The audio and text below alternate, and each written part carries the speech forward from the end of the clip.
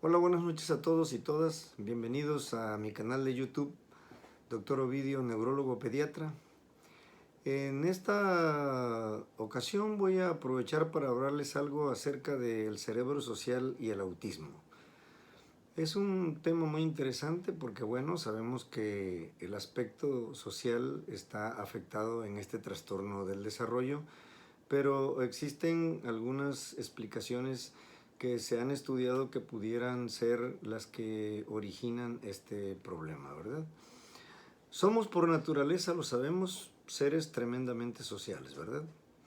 Por consiguiente, se dice que somos incapaces de desarrollarnos normalmente en aislamiento cuando estamos pequeños.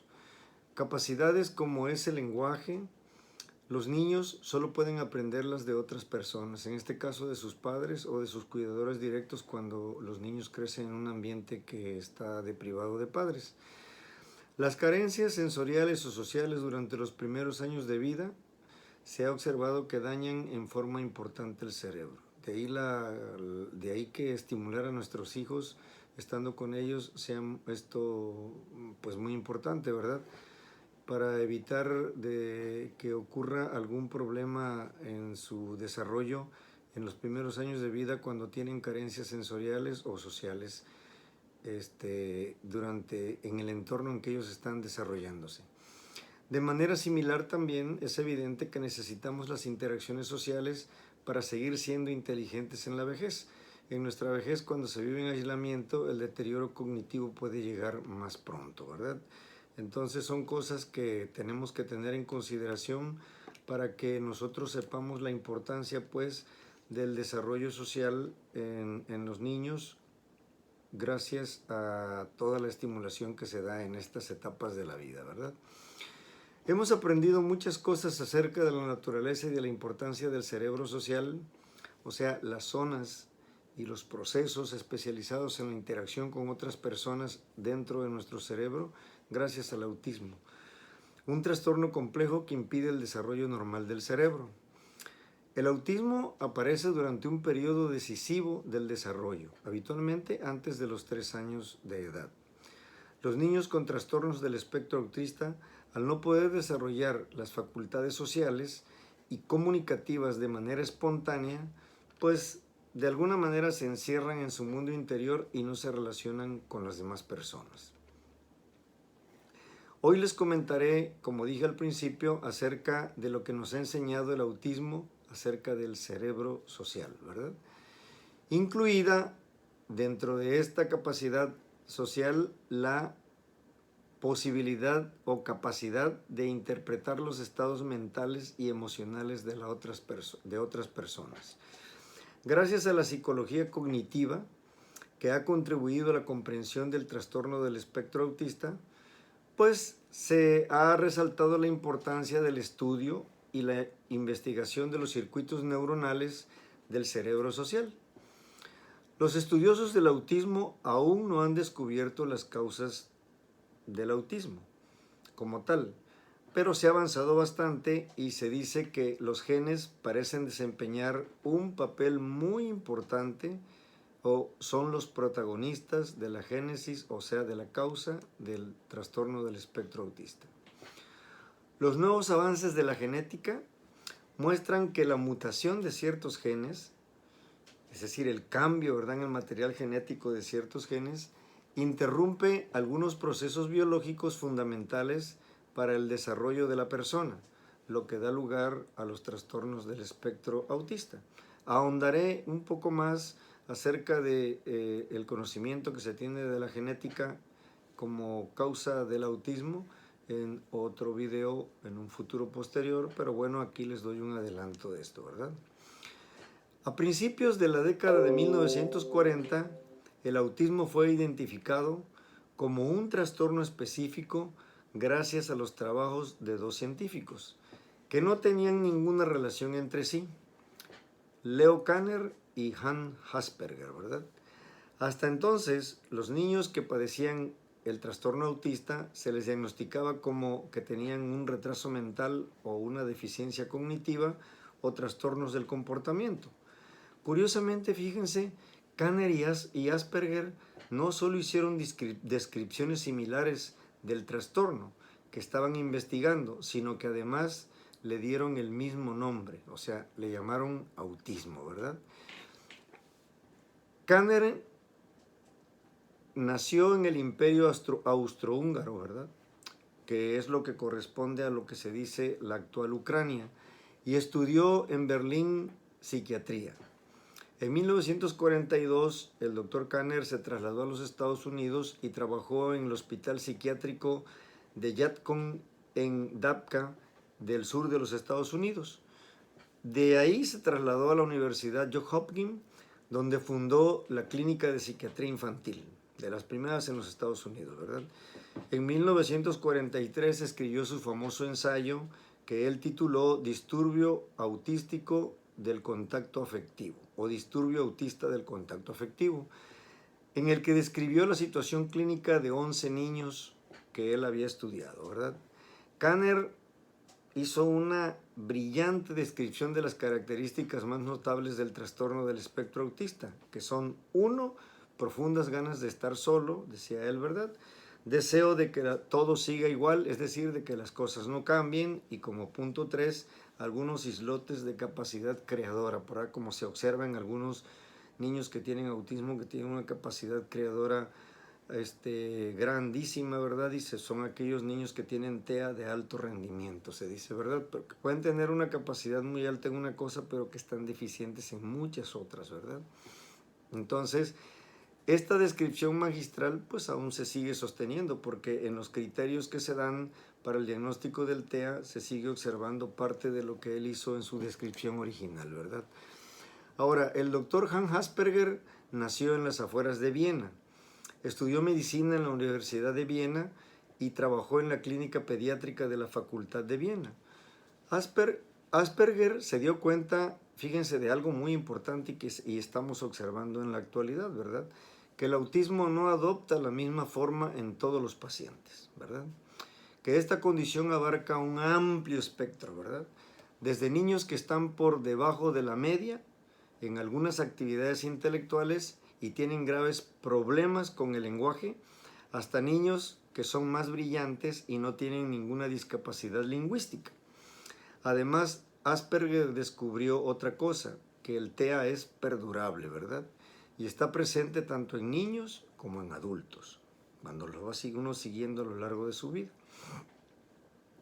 Hoy en día el síndrome que describió Hans Asperger y que se llamaba el trastorno de Asperger, pues ya no se emplea en la terminología médica, porque a raíz de una actualización de los criterios diagnósticos del TEA en el 2013 fue sacado de denominarse trastorno de Asperger, y el Asperger se considera parte ya del trastorno del espectro autista, que son aquellos autistas de alto rendimiento que podrían tener un autismo de nivel U o grado 1, ¿verdad?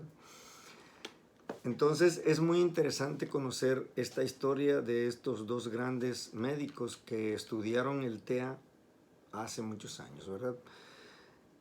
Basándose en los estudios sobre chimpancés, David Premack y Guy Woodruff de la Universidad de Pensilvania afirmaron en 1978 algo que es muy importante, que cada uno de nosotros posee una teoría de la mente. Esto es que atribuimos estados mentales a nosotros mismos y a los demás, ¿verdad? Cada uno de nosotros es capaz de apreciar que otras personas poseen una mente propia, es decir, que tienen sus propias creencias, sus propias aspiraciones, deseos e intenciones. Este conocimiento innato es distinto de una emoción compartida. Es decir, ¿por qué? Porque un bebé, por ejemplo, sonríe cuando tú le sonríes, o frunce el ceño cuando se lo frunces tú. Esto es capaz de hacerlo un bebé, un lactantito, ¿verdad? Pero darse cuenta de que la persona a la que estás mirando piensa cosas diferentes de las que piensas tú, es una actitud que surge algo más tarde en el desarrollo del ser humano. Más o menos, se dice, hacia los 3 o 4 años de edad.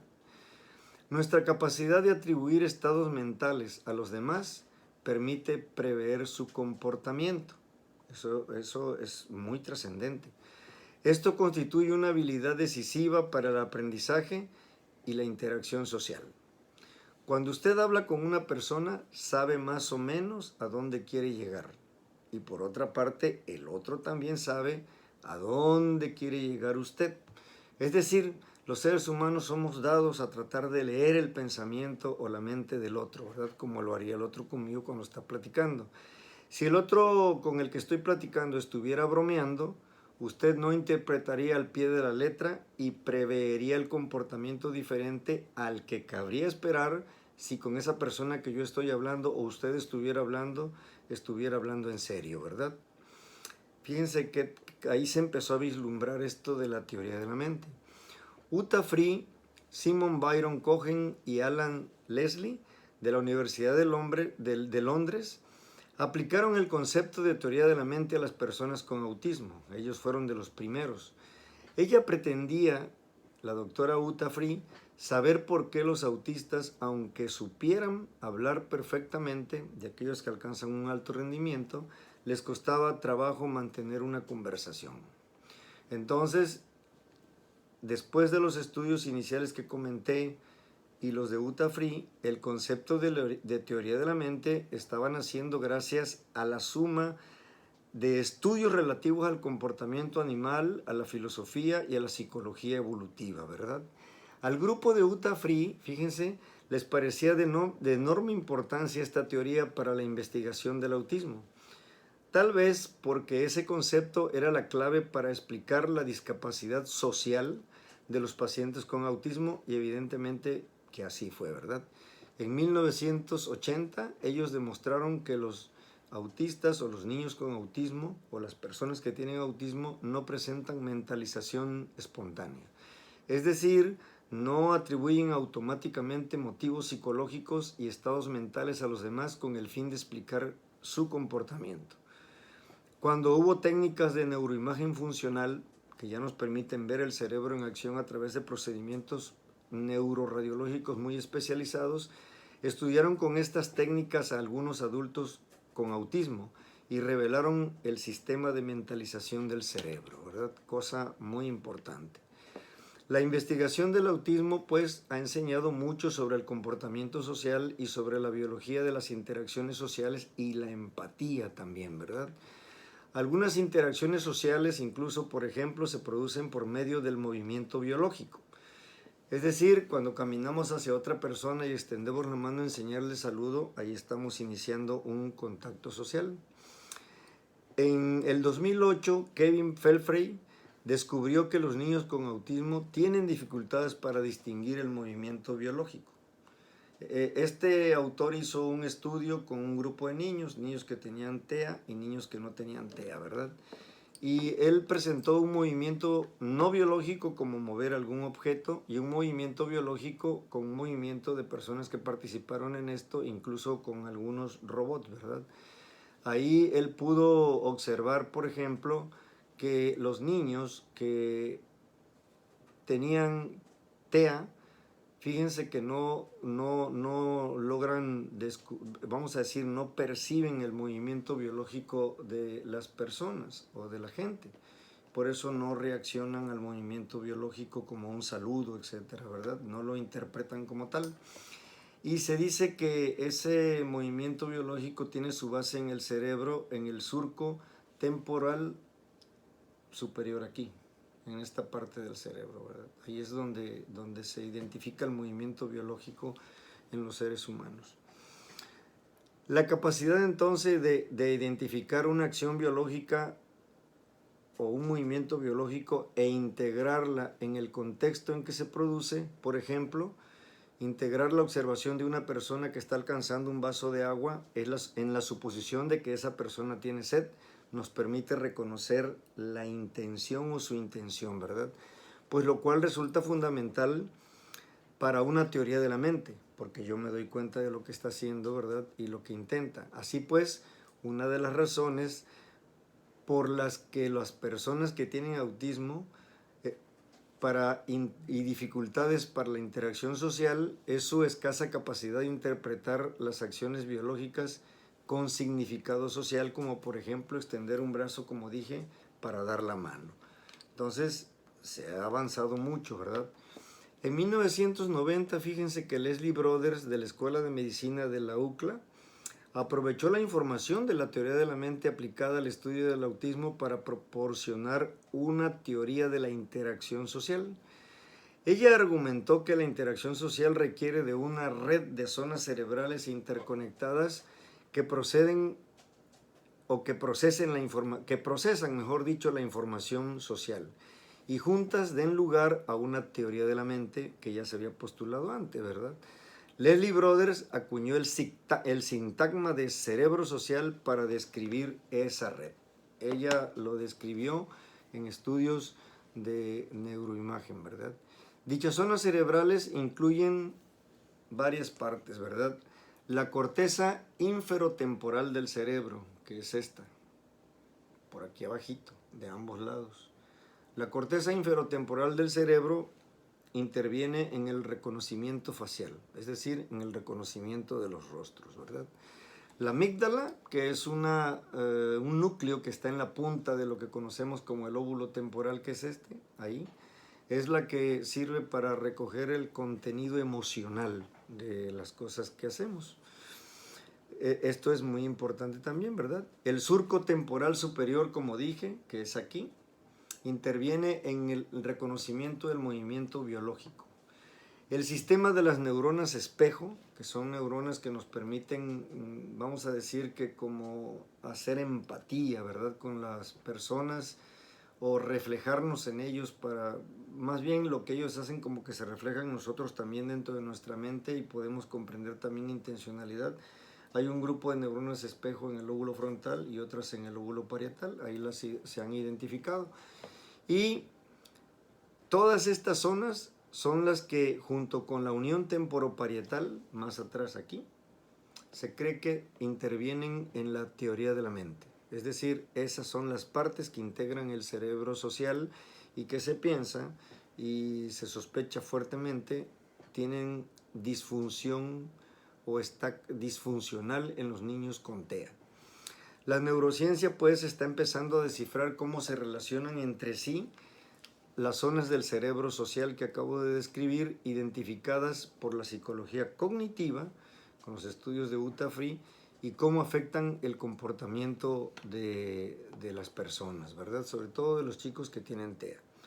Stephen Gott y colaboradores del Instituto Nacional de Salud Mental de los Estados Unidos han utilizado también neuroimágenes funcionales, ¿verdad?, para confirmar que el circuito neuronal del cerebro social está ciertamente disfuncional en el caso de los pacientes con trastorno del espectro autista.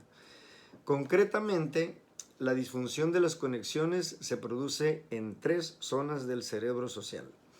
Uno son las que intervienen en los aspectos emocionales del comportamiento social. Las que intervienen también en el aspecto del lenguaje y la comunicación, y las que intervienen en relación entre la percepción visual y el movimiento, porque acabo de decir que no reconocen el movimiento biológico, ¿verdad? Habitualmente los patrones de actividad de esas 3 zonas se coordinan entre sí para poder llevar a cabo el aspecto social y comunicativo del ser humano, salvo en caso de los niños que tienen el trastorno autista, y entre otros casos que se ven dentro de la psiquiatría, pero en este caso nos estamos refiriendo a este problema, ¿verdad? Antes bien, fíjense, se dice que esas zonas del cerebro están como desincronizadas entre sí con el resto del cerebro social, por lo tanto no se pueden desencadenar aspectos de la socialización en los niños que tienen TEA, ¿verdad? Y ahí es donde va la base del entrenamiento, cuando se están dando los procesos de la rehabilitación a través de las diferentes técnicas que existen. Se están desarrollando ya actualmente estudios para encontrar biomarcadores del TEA que permitan un diagnóstico temprano, porque entre más temprano se haga el diagnóstico, ya lo hemos dicho en videos previos, mejor es el pronóstico de ese niño o niña a largo plazo. Fíjense que ya hay algunas publicaciones acerca de biomarcadores en el autismo para el diagnóstico, ¿verdad?, que se están analizando y estudiando para tratar de ver si esto puede hacer que se pueda hacer un diagnóstico más precoz de este problema, ¿verdad? Porque el diagnóstico tardío, cuando lo hacemos, evidentemente hemos perdido un poco de tiempo en la neuroplasticidad de estos niños para lograr una rehabilitación adecuada y, como dije, un futuro mejor para ellos, ¿verdad? Una de las cosas que se han analizado y se están analizando es el movimiento de los ojos en el niño lactante o en cómo queda viendo uno, porque ya ven que ellos no enfocan mirada hacia los ojos. Se dicen que los niños con TEA se fijan más hacia la boca, poco hacen contacto visual con las personas. Clint Amy, quien es director del Centro Marcus de Autismo de Atlanta, pues dará ahora una conferencia en el Congreso Internacional de Actualización de los Trastornos del Desarrollo en la ciudad de Valencia, España, que está coordinado por su director, el director del INVANEP, como se conoce, el Instituto Valenciano de Neurología Pediátrica, el doctor Fernando Mulas, que se va a realizar en España, en la ciudad de Valencia, los días 3 y 4 de marzo. Ahí el doctor Clint Amy hablará de los biomarcadores para hacer un diagnóstico temprano de autismo en relación al compromiso del contacto visual de estos niños, que podrían ayudar al diagnóstico temprano del TEA y mejores resultados en estos niños con un diagnóstico un poquito más precoz, ¿verdad? Este es un curso, la verdad, muy bueno. Yo asistía como ponente invitado hasta antes del COVID. Después del COVID pues ya no pude seguir asistiendo, pero ahora voy a inscribirme en línea, porque se puede inscribir en línea y escuchar todas las conferencias. Este es un curso, la verdad, verdaderamente interesante, y a mí me parece un curso de neurodesarrollo muy bueno, porque no solamente se van a tocar estos aspectos del trastorno autista, sino se van a tocar muchos trastornos del neurodesarrollo que afectan a los niños.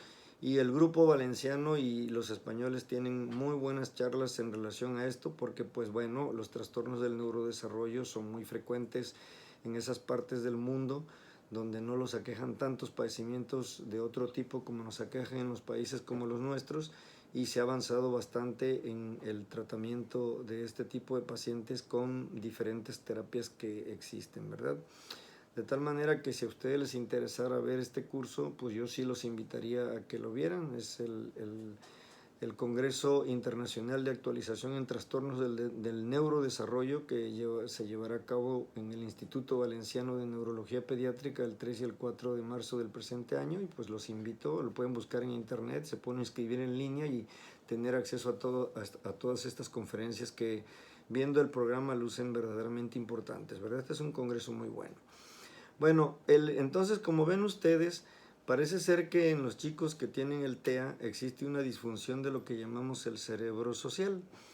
Ahora, la causa de este tipo de problema, pues evidentemente que es, vamos a decir, no hay nada todavía que podamos decir es esto y esto, pero se ha dado un gran avance en el conocimiento de lo que se conoce como la neurobiología del TEA. Y eso lo voy a dar en una siguiente charla que estoy diseñando para que pues ustedes conozcan un poquito más de este problema. Evidentemente también en este mes voy a tocar aspectos de la epilepsia, porque pues el día 13 de febrero se va a celebrar el Día Internacional de la Epilepsia, y voy a tocar algo en relación a los pacientes que sufren este trastorno también, ¿verdad? O esta enfermedad. Bueno, pues por el momento es todo. Los invito a suscribirse a mi canal de YouTube. Si ustedes creen que esto les parece interesante, ¿verdad? Pues pónganle un me gusta, suscríbanse a mi canal y también compártanlo con todos sus pues compañeros o amigos que ustedes lo quieran compartir, para que lo que decimos le llegue a más personas y se vaya conociendo más de los trastornos del neurodesarrollo. Les agradezco mucho su atención y buenas noches a todos.